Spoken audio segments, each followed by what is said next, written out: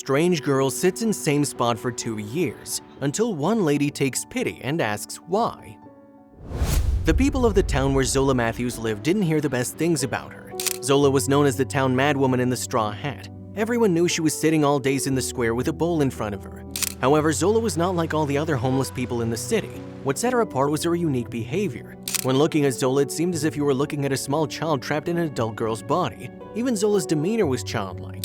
For example, in those rare moments when Zola spoke, you could hear her ringing voice whether she was excited or calm. Zola's reasoning was not in keeping with her age. She thought like a child. As a rule, the townspeople tried not to notice the girl, only occasionally showing mercy and throwing coins into the bowl. But more often, they just looked at her with contempt.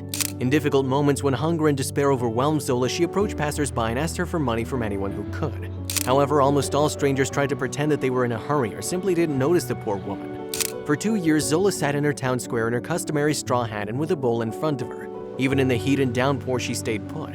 Only when the cold came hard, Zola would wander the streets in search of a suitable shelter. The town people understood that they had to help the girl somehow, but that was it.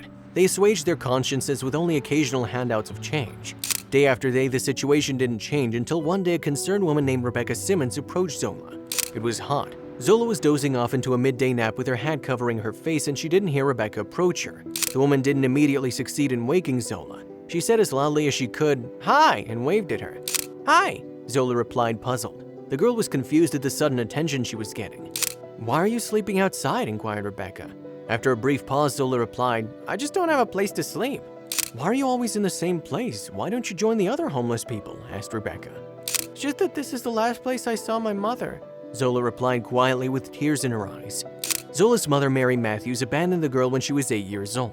The woman was forced to leave her daughter to her fate because she knew she couldn't give her anything. Mary left the girl alone in the square and went away. Little Zola kept waiting for her mother, but she never came. Rebecca remained impressed by Zola's sad story. She pondered the girl's fate for a long time on the way home. When Rebecca got home, she hurried to tell her husband Jim everything. "Remember that strange girl who sits in the town square day and night? I talked to her today." Rebecca began the conversation as she lay in bed with her husband getting ready for sleep. "Yeah, I remember. She's been living there a long time," Jim replied and could barely keep from yawning. "She was abandoned by her mother, and ever since then the girl's been growing up on her own, like an adult but acting like a child." "What's the point of this conversation?" Jim wanted to go to sleep. "But winter's just around the corner. What will she do when the cold comes?" said Rebecca.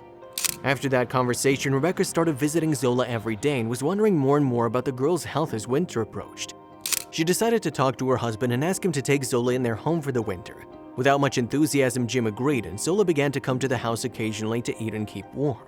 Soon, Zola stayed at the Simmons house for good. She took care of household chores and ran some errands. Later, Zola was hired to work in the same store where Rebecca worked. Soon, the townspeople learned about Rebecca's good-hearted act. Some regretted not doing the same for the poor girl. In an effort to make amends, people began collecting money and offered to help. Law enforcement officers noted what Rebecca did and decided not to stand idly by, so they organized a search for Zola's mother, and they succeeded. The grieving mother was found, and Zola was able to meet her at the Simmons house. Happiness overwhelmed the girl. "Mom!" cried Zola and rushed to hug her.